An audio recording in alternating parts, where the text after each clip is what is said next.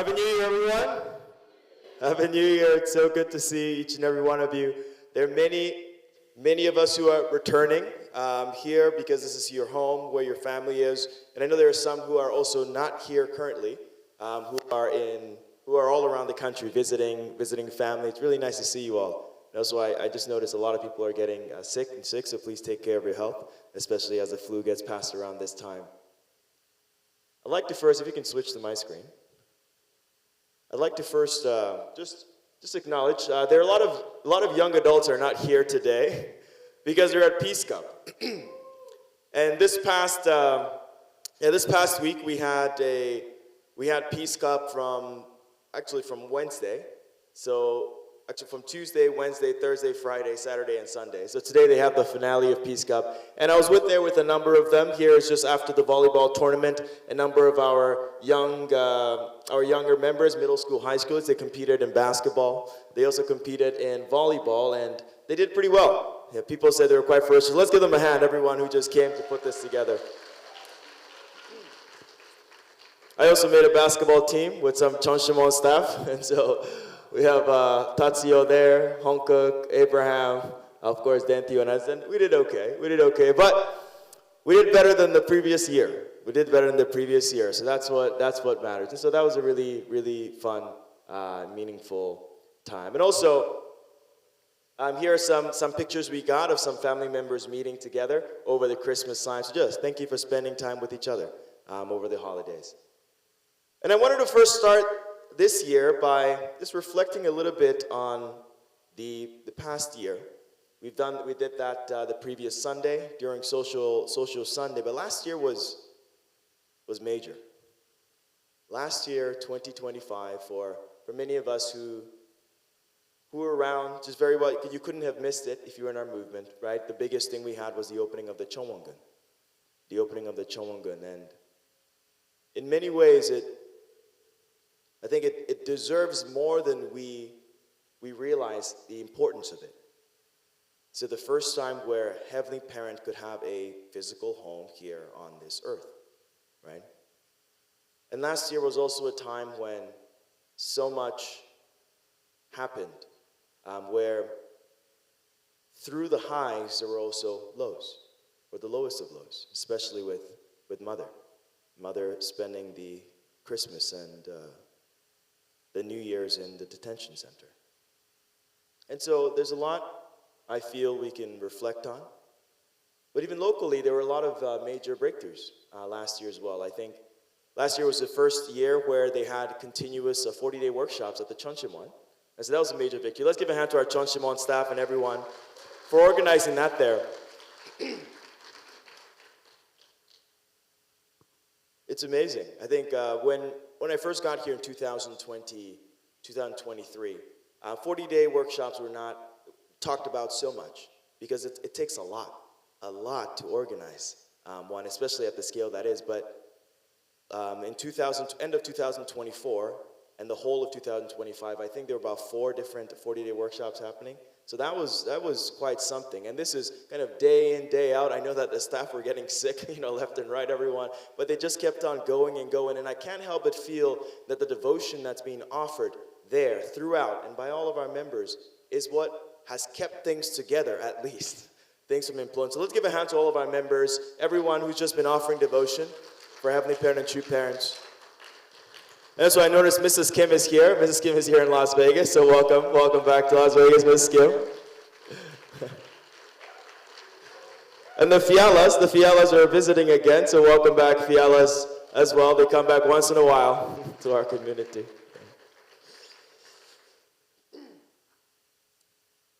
If I've lost my voice, it's because I was coordinating the volleyball tournament in Peace Cup, and I was screaming the whole time, and so I feel a little bit. I'm not sick. My body is in pain. So 2026. To me, it feels almost like yesterday when 2025 started. Anybody remember when we had the New Year's motto, right?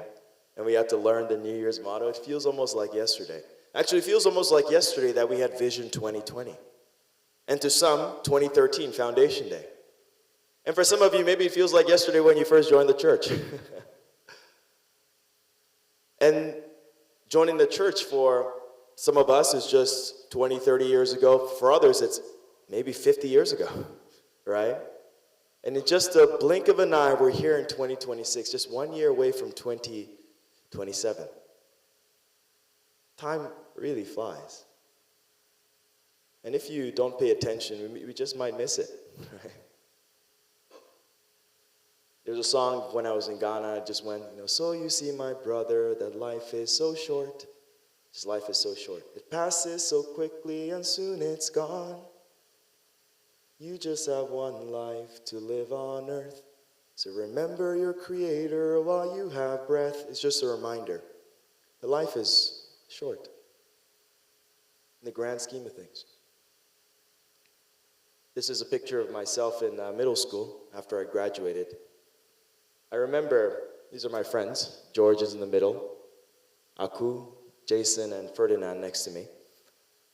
I remember, this was when I graduated middle school, but I remember distinctly when I was in third grade. The first day I was walking into third grade, I was just walking, it's at the first floor of the building, it's a three-story building. And then I remember just looking at the staircase that led to the third floor. The third floor is where the middle schoolers were. For some reason, in that moment, I was thinking, I'm never going to make it to middle school. That it's going to take forever for me to go to middle school. I remember thinking, thinking that in that moment. It seemed so far away. But I think about it now, that came by so quick. And I graduated college, like 7 years ago or something like that. So life really passes by so quickly. And I think many of us couldn't even imagine that we would be at this stage in our life, maybe even a year ago, right? They say that humans are terrible predictors of the future. So much so that there's a study done where they asked professional analysts to predict stocks, right, for the next 10 years. And they asked monkeys to just randomly select some, through some means, some stocks. And the monkeys outperformed the analysts by so much. So we're such bad predictors. And how many of you 10 years ago thought you'd be in wherever you are today? Yeah, some of you. Some of us are great. Maybe life has stabilized. But especially for many who are younger, they say a lot of people in their 30s are not doing, it's that 85% of people in their 30s are not doing what they thought they'd be doing when they were in their 20s, right? So life is short and it passes by so quickly. So I think it's worth for us to think about and reflect on what's most important while we're here. Today's message is the best year ever. And I'd like to talk a little bit about how we use our time. When I was younger, I was a gamer. I played a lot of video games. Zen is so proud.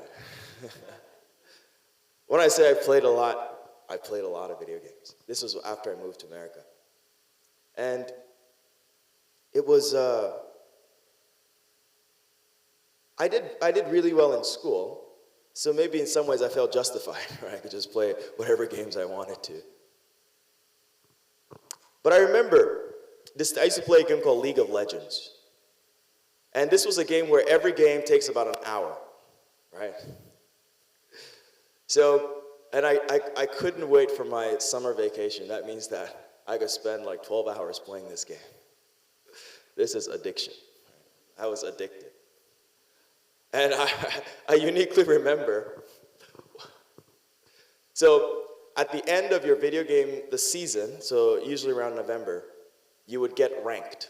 So if you could go from, back then it was bronze, silver, gold, platinum, diamond, masters, challenger.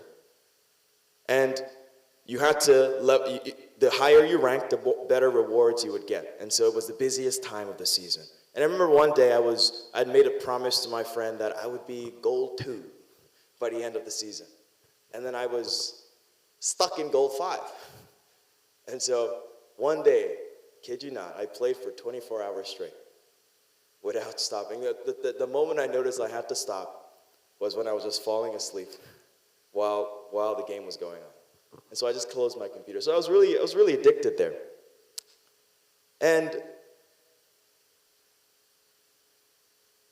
But there was a part of me that wanted to quit. But I just couldn't quit. Why was that? That was because I felt that I'd worked so much to build up my skills and ability that it would be a bit of a waste. In one sense, that's what I thought. But I remember, this was a number of years ago, when I really tried to quit playing video games.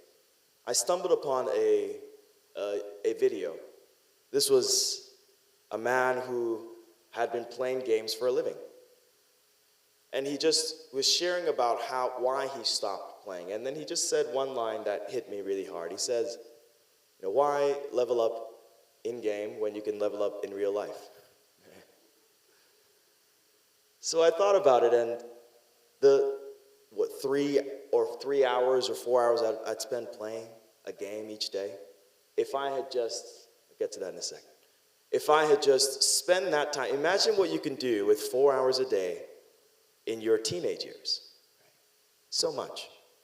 So much. They say that in order to reach a level of proficiency in anything, it really only takes 20 hours.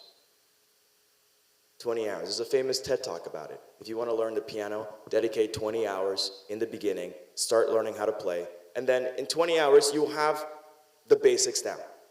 You'll be able to play some chords. I tried it last year. 2 years ago, I spent around 20 hours just practicing the piano, and I can play chords, right? I didn't go much further than that. But it really only takes so little, so how much more could we use? How much more could we be if we invest our time in the right way, in the right places? So that's when I thought to myself, you know what, I want to level up in real life.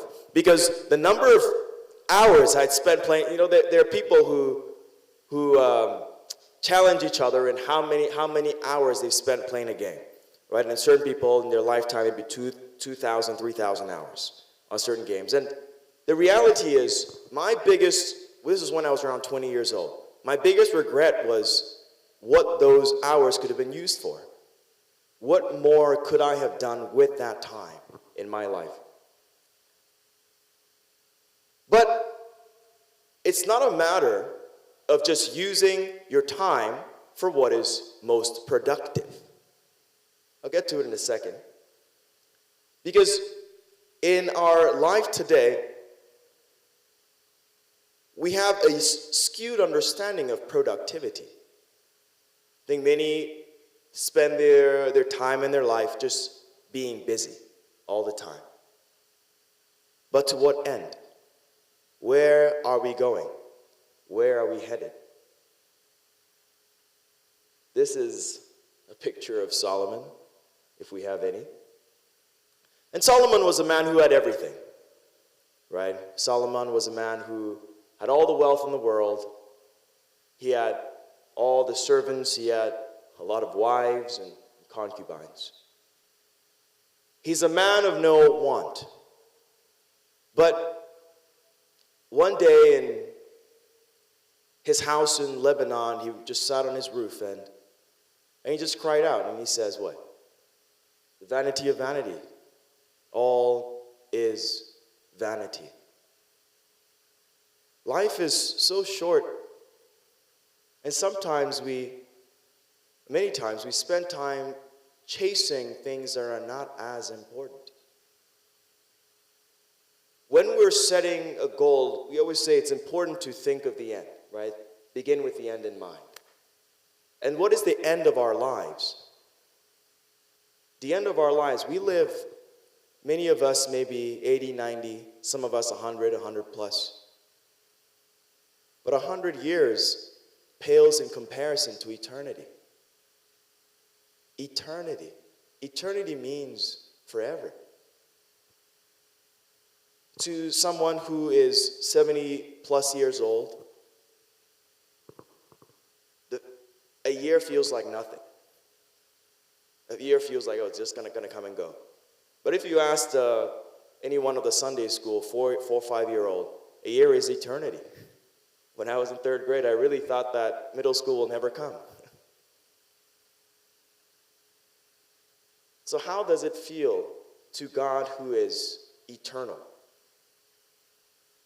to see how we spend the fraction of time that we are living here? I'd like everyone for a moment to just close your eyes, and I want you to think about when you are no longer here on this earth physically, and your loved ones are all at your Songhua. How is it that you would like to be remembered? What do you want them to say about you? What are the words that are being uttered from the pulpit by your friends, your loved ones? What is the main theme that is going to be said about your life? What really matters?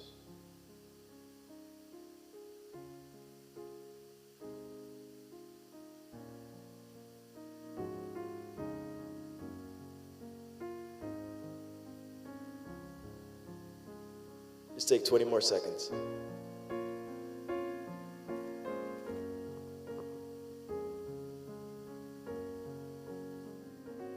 Okay, please bring your attention back into the room. How many of you hoped that people would say good things about you? I think most of us, right? Can I hear some things that came up for you?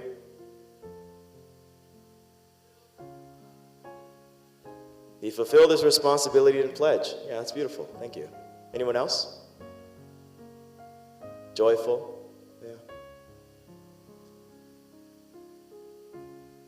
Funniest man alive. Everyone just laughed at you. So, many of us, when we think about this time, we don't think about it so much. You know, we spend a lot of our life escaping the fact that we're going to die. We don't want to think about it so much. But the reality is, especially in true parents' tradition, the Songhua is something that's beautiful. The Songhua is something that's glorious. The Songhua is liberation, right? In many ways, it's a celebration of one's life. It's a time when we get to go back and to live eternally with our parents, with our eternal parents. And so, I want us to read this biblical verse, Jeremiah 29:11. It says, "For I know the plans I have for you, declares the Lord. Plans to prosper you and not to harm you. Plans to give you hope and a future." So I want to just ground in the fact that God has a plan for each and every one of us. And that plan is not to harm any one of us. That plan is to prosper us. That plan is to elevate us to new heights. And so when we start thinking, we're making resolution in this new year. Many of us want to do better in school. Maybe graduate. Maybe find a new job. Maybe improve our relationships. But I want us to think first of what God's plan is for us.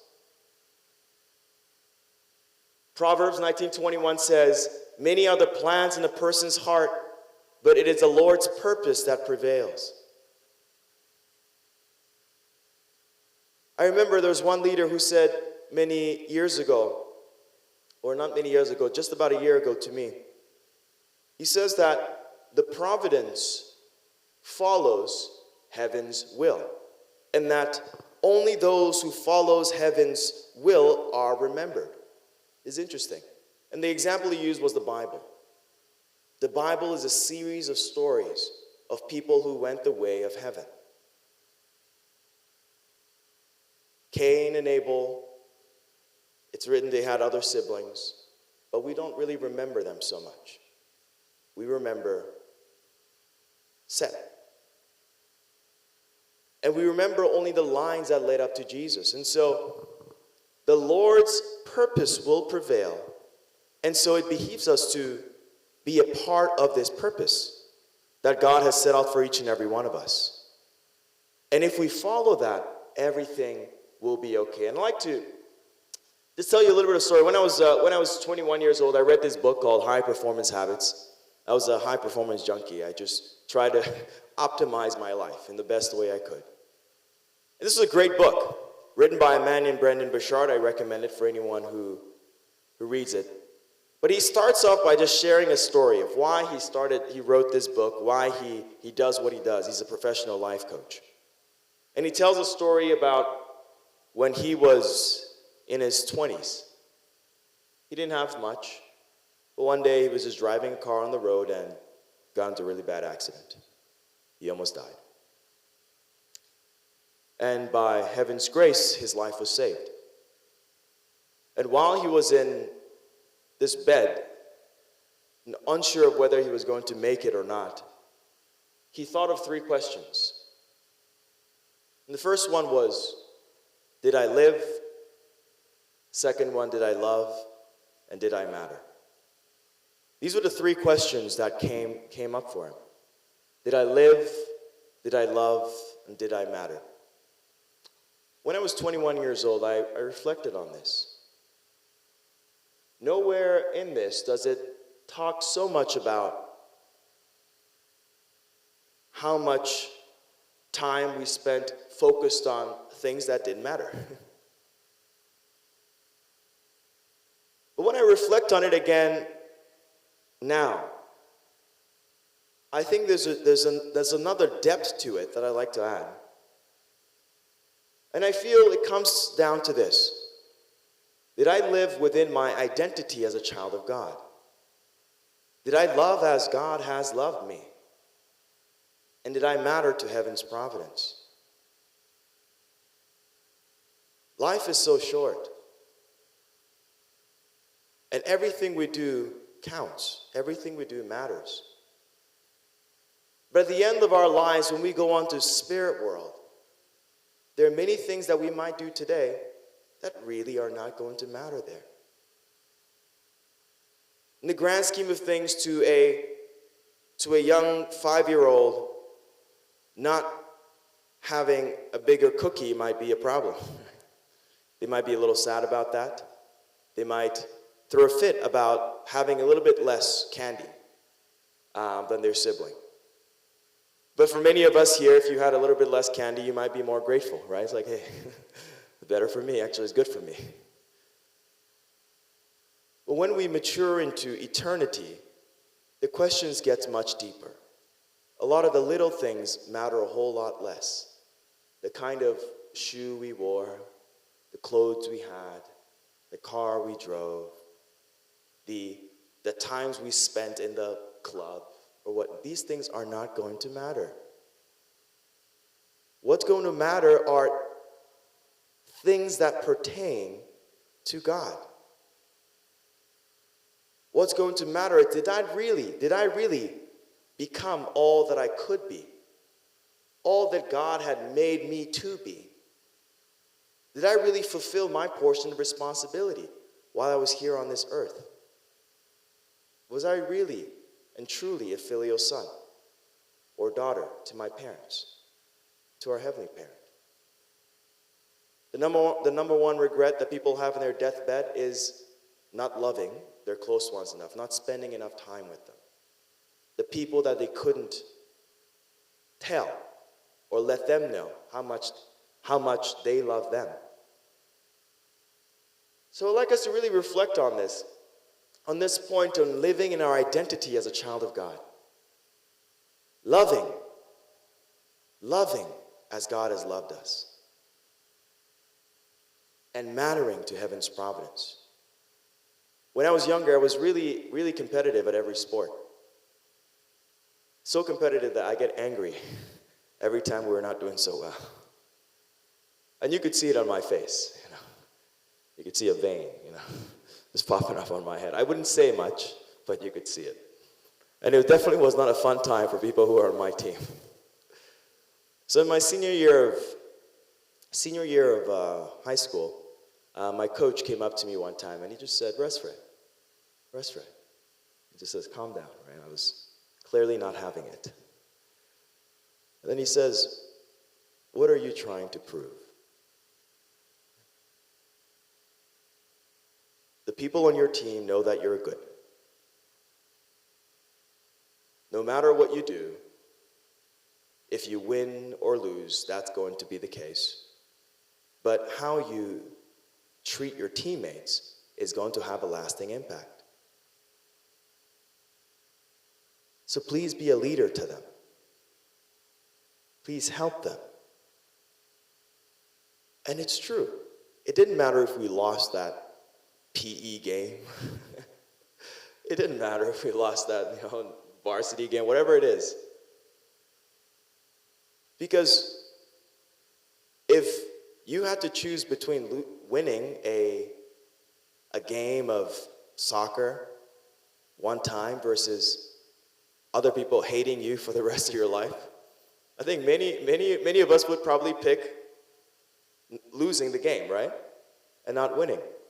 Relationships are so important. They're lasting. And to me, when I was 17 years old, that really hit me really hard. On the points that really matter. And Father says, when we go to the spirit world, take material things or social positions with us. The only thing we can take with us is our heart and the true love we planted during our life on earth. So let's reflect on this. This year, the sermon title is Your Best Year Yet. In order to have your best year, it has to be a year that matters in the grand scheme of your entire life. And so, here Father says that true love is what we take with us. This Christmas, I was with my in-laws, so Hannah's parents, and we watched a movie. It's called The Wonderful Life, or something like that. It's an old movie. And then this man takes over his dad's business reluctantly, but he takes over the business because without that business, another wealthy man will take over the whole community. And this business was meant to loan people money, and especially people who didn't have money, so that they could get their houses, get their businesses going. And on the wall of his father passes away. On the wall, it has his quote, right? It says, what you take with you after you're gone are the things that you gave. So it was quite profound and meaningful. I'm paraphrasing a little bit there. But it just makes this point that what we give makes a greater impact than what we spend time receiving, what we spend time relishing in within our own lives. And so some of us might think, maybe I'm not ready, or it's too late. Maybe I'm, 76 years old? Or maybe you might feel that it's too late to change. Biologically speaking, neurologically speaking, they say that by 21 years old, many of us are not going to change much. They say you're kind of set in your ways. It's true to a degree, but I've seen many people change throughout their lifetime. But neurologically speaking, they say you're kind of set in your ways, and maybe it takes a major life event to change you in that time.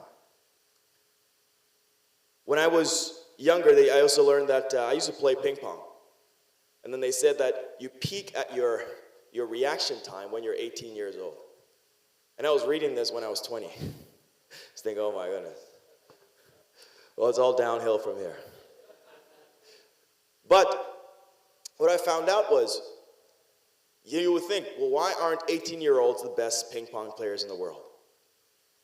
When I did research, as you get older, your experience and wisdom of the game significantly affects your game more than your reaction time, right? And so, generally speaking, the best players are the best player in the world, when he became the best player, was around 30 years old. And he remains, I don't think he's the best now, he's about top 2. He's about 36-year-old now, he's Ma Long. So, it's never too late to change. In one ways, yes, we may never grow taller, but we can always become better, right? Yesterday I was playing basketball, and I'm 5'11". It's not very tall, right? On our team we had someone who was 6'5". I'm never going to grow taller, but someone who is smaller and much more skilled will probably beat someone who's taller and not skilled, right? And so it's never too late. It's never too late. And I'd like to give you a couple of examples. Many of you have heard of KFC, right? At 65 years old, he started his secret recipe, and then that became KFC. But I'd like to talk a little bit about a story from the Bible. Anybody want to guess who this man is? What? So this is not an actual picture, right? But this is what I'm thinking Moses looked like. Moses was a. Actually, I found this on the internet, so it's not me. Moses was a well-established man. Moses was raised in the Pharaoh's home. He was well-educated. He was powerful. Moses had everything in this world. And at 40 years old, he saw the situation of his people, of God's people in Egypt, and tried to do something about it. And what did he do? He killed an Egyptian soldier. But then what happened? He was then labeled a murderer, a fugitive, and he had to escape. He escaped, and for 40 years he was just wandering the desert as a shepherd. And it was only when he was 80 years old that God called him again. At a time when he had nothing to his name, no military might, nothing but his sheep. That was the story of the burning bush. And at 80 years old, after he had gone down to nothing, God made something out of him. God then tasked this man to go to Egypt to set his people free. God tasked this man to go up against the Pharaoh. And this man led all the people to almost the promised land. And he was 80 years old. So for me, there are two things here that I'd like to just point out, which is, one, God's mission for him really started at that age of 80. And many of us here are not 80 yet, right? So you never know. And number two, God made something out of him when his heart could be emptied, where he had nothing of his own might. And so many times, I know every year there are ups and downs in many of our lives, and some of us may feel like we hit a rock bottom, the lowest point of our lives. But it is in those times that God's work can truly shine and manifest in your life. In order for you to feel God's presence, many times you have to empty yourselves for your cup to be filled. And the same can be said about Father. Father had a ministry, and he went to North Korea. And he was put into Hunnam prison. In Hunnam prison, he lost everything. He lost his followers, lost his reputation, had absolutely nothing. And in 1951, he went to Busan. And in Busan, he created a little cardboard church. A church made out of cardboard. And they say it was so small that if you lie down straight, your feet will come out the door.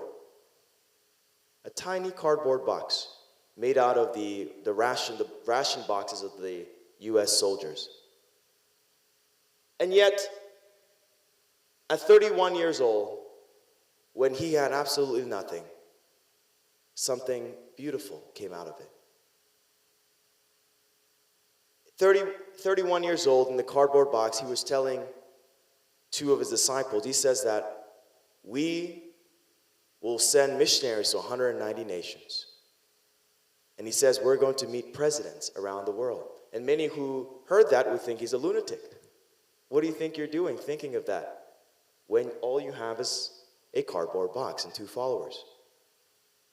But look at today.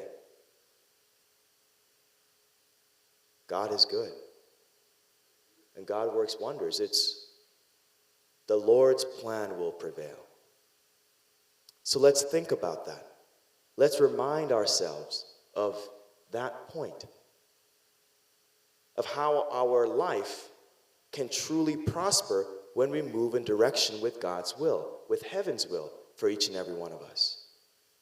You may have found a level of success in your life, in your relationships, in your career, in your education. But there's so much more, newer heights we could all reach if we just lean into Heavenly Parent's will and desire for each and every one of us. But change takes time.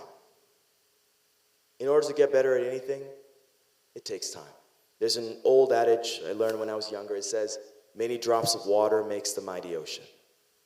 A drop of water may seem insignificant, but a lot of it will make the ocean. And I remember when I was 14, we were going to take a computer science class in high school. And I just switched out of that class to take it the next year because I wanted to take a different class instead. But I attended the first session, and they were teaching us how to type.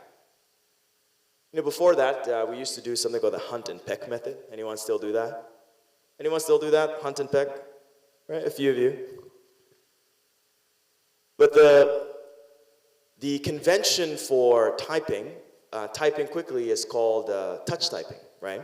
So you're supposed to have your 2 index fingers on what? F and G? Something like that? And then the F, I forget if it's the F and G. Yeah, F and J. And it has a little bump on it. You're supposed to be able to feel it, and from there, when your fingers are positioned, then you can move around. And that's the difference between typing very fast and typing very slow.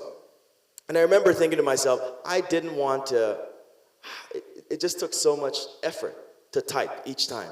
Because I wanted to practice it, but then I have to really think, okay, G was here, and H was here, and I was here.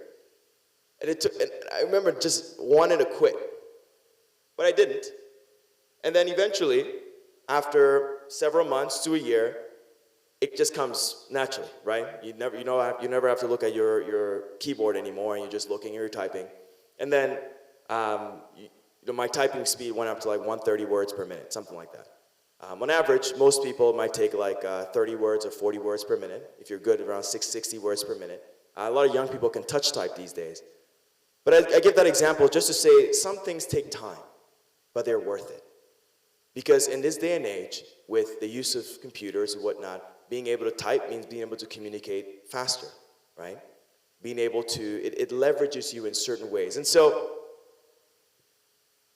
in this year, there are certain things that I know we all want to do. Many of us may already know what we want to do, where we want to go, what we want to be. And we know that it'll take time. It'll take time. So let's give it time to grow. We just recently harvested from the garden, the Hyojong garden, right? We planted it November 1st, and around December 13th or so, we harvested. Life is like that. I used to try to rush everything my whole life. But the reality is life is really like a farm. You plant seeds. There's a season of planting, sowing, and a season of harvesting. So let's, when we're making our resolution, think a little bit more about what we want to sow today that we want to harvest later. Last year, around this time, I was at the heaviest I'd ever been. 3 years ago, I had a severe injury in my ankle, and so I couldn't walk for about 2 weeks or so. And then before that, I was very, very active. I'd run every single day for 5 miles, and I'd go to the gym very, very frequently. But it's almost like my life came to a stop, almost. And when I moved to Las Vegas, that was just about 6 months since I'd had that injury.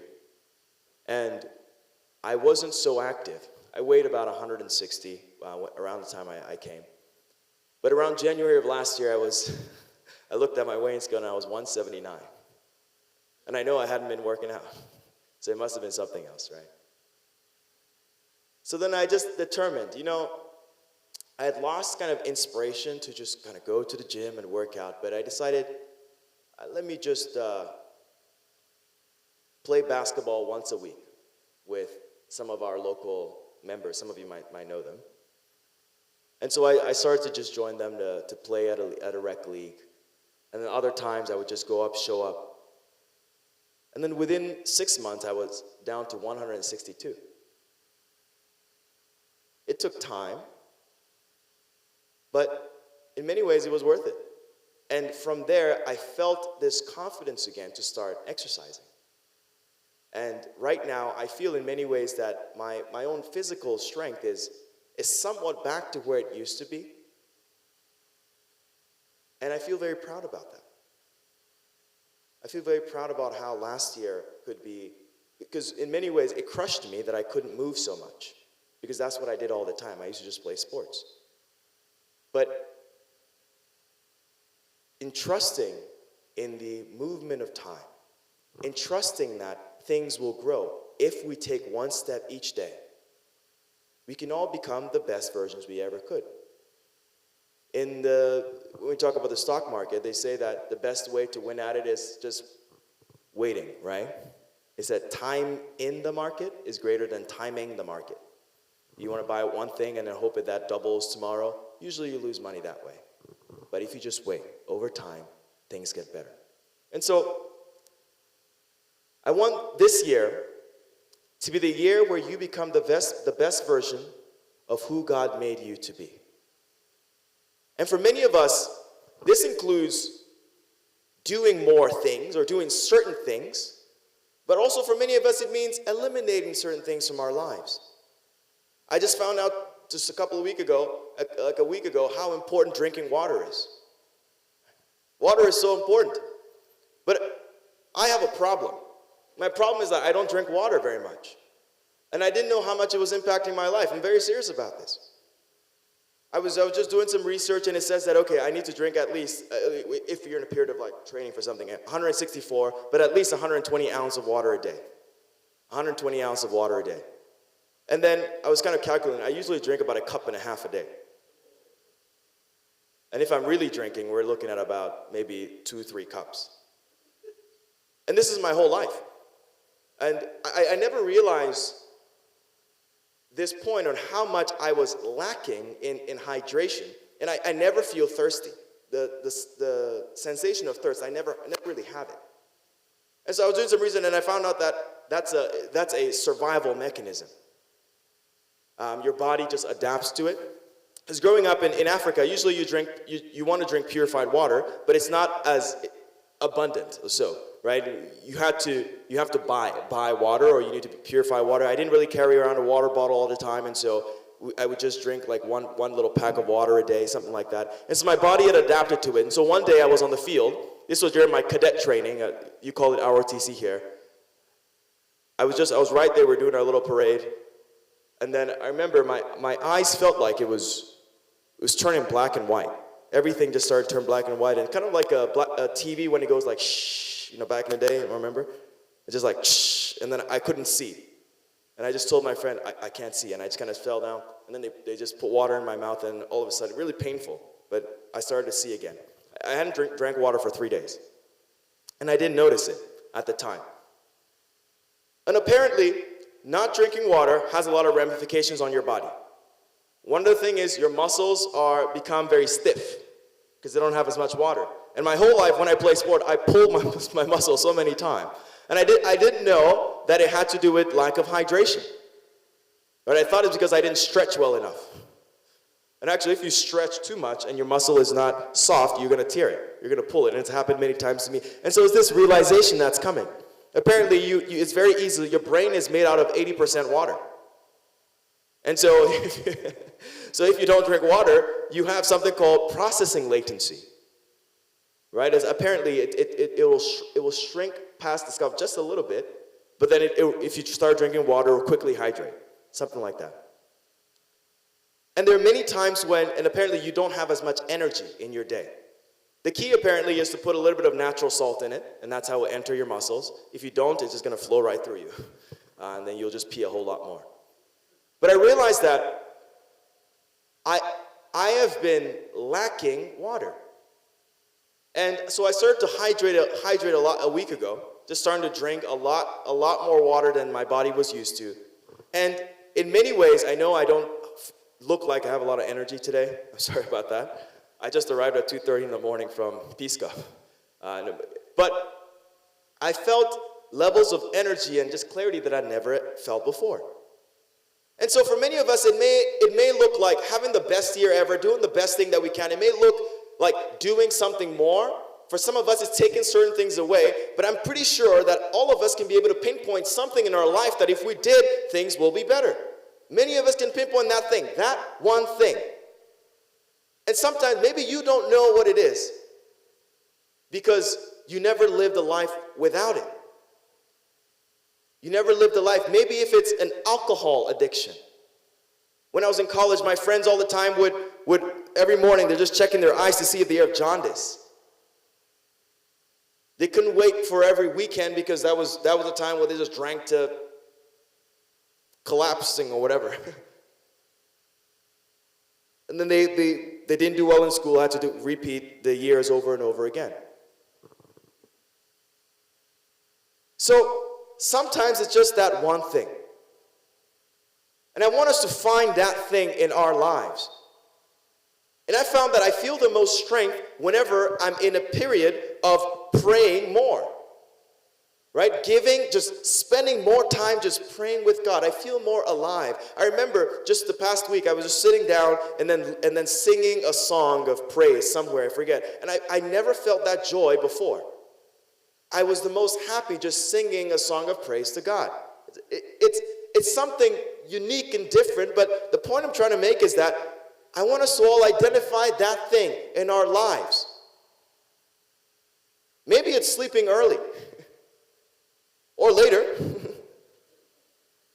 Maybe it's praying more. Maybe it's giving more. Maybe it's drinking water. Maybe it's stopping alcohol consumption. Maybe it's stopping any kind of drug. Maybe it's stopping pornography. You don't know what heights you could reach unless you take away the things that are harming you and add to your life the things that will benefit you. Right? And there's so many things that we know we could do, we just haven't seen that version of ourselves yet, and so we don't even try to get there. So I want us to think and reflect on that point and really make a determination this year to be better.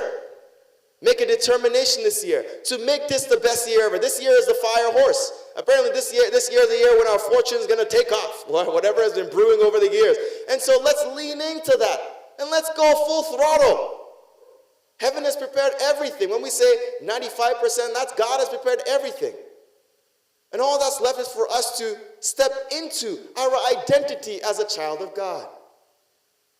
You could be the best, you could be the person best primed to be the best F1 driver in the world. But if you're drunk, you can't do that. You can't do that. God might have amazing plans for each and every one of us, but if we are inhibiting ourselves in some way, we can't lean into that. So let's pray. Let's pray about it. And let God lead the way. Because when we follow God's plan, we will prevail. And I know it. I know this year. Last year ended sorrowfully. But I know this year will be a year of victory. This year we will reach new heights never before seen.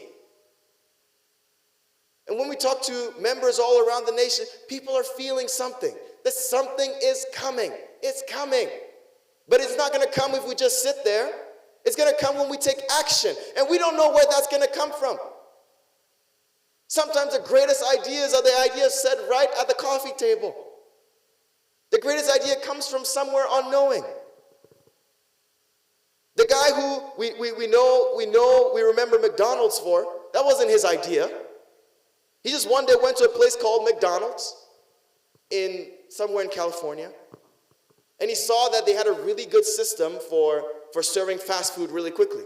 Right? He found out, and then he wants to franchise it. So he goes all around America, creating McDonald's. He realized that actually the business is not in creating McDonald's, the stores. The business is in leasing the land, right? So he buys land and leases out. And then, but somebody asked him the question later. The people who had originally started McDonald's asked him why he wanted McDonald's so much, because he wanted to take over it all from the original owners. And then he told them, I'm sure many people had come to you, seen your system, and tried to implement it, but weren't as successful. But he says the reason why he felt the reason he really wanted it was because of the name, McDonald's. That's what he wanted. He said it sounded so American, that people wanted to go to McDonald's. It's a simple idea. But this was just him trying to catch a little bit of food before his next thing. He was selling some machines, and then that's what he encountered. And so let us all spend this year awake. Let us all spend this year looking forward. Let us spend this year growing together. They say you're the average of the 5 people you spend the most of your time with. And so if we're all growing, we're all going to be better, right? Let's all be a plus to each other, to one another. Let's really fellowship and commune so that our community can grow. And we can all grow. So let this year be the year where you become the best version of who God had made you to be. The year that starts a series of years of a life that you feel you truly lived, you truly loved, and that you truly mattered. And that people will remember you in one way, shape, or form. And the New Year's Day, at the midnight prayer at the Chonchimon while praying, what came up to me so strongly was, I pray that when I'm no longer here, I'll only be remembered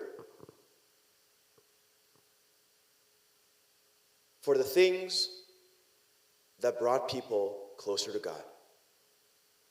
Because I feel that's what truly matters. However it may look, however it may feel, whatever brought people closer to our Heavenly Parent and our true parents.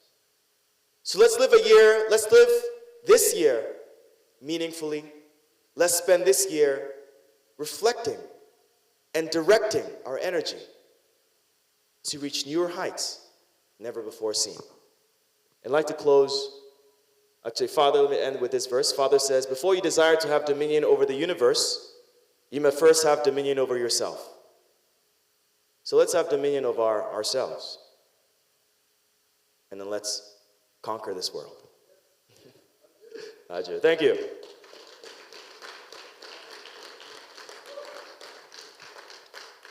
So this time I'd like us to just reflect on this point. What can you do this year to become the truest version of you? You can close your eyes and reflect on this point. We'll have a discussion afterwards.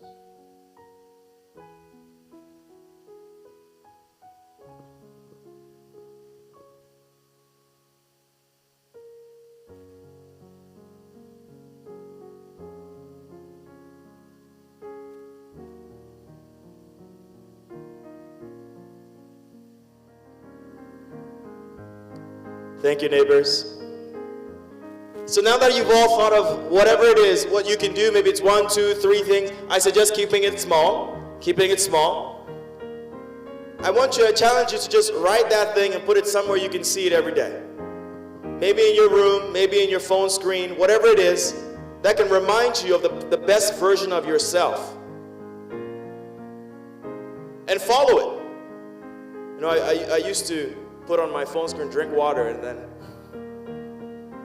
and I didn't drink water. But please follow it.